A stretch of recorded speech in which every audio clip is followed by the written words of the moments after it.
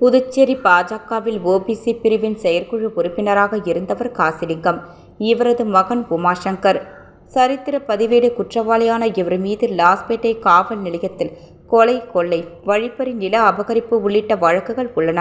பாஜகவில் மாநில இளைஞரணி தலைவராக இருந்த இவர் முக்கிய அரசியல் பிரமுகர்களுக்கு தொகுதி வேலைகளை பார்த்து கொண்டு வலம் வந்தார்.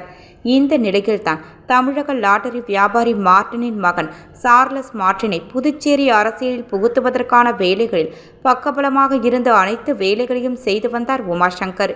26ஆம் தேதி நள்ளிரவில் சுமார் 1 மணியளவில் அந்த தனியார் மண்டபத்தில் நடைபெற்ற முன்னேற்பாடு பணிகளை பார்த்து கொண்டிருந்த உமாசங்கரை இருசக்கர வாகனத்தில் வந்த கும்பல் திடீரென சுற்றி வளைத்தது.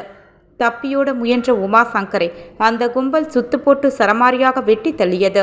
வெட்டுக்களை தடுக்க முயன்ற போது உமாசங்கரின் இடது கை துண்டாகி விழுந்தது.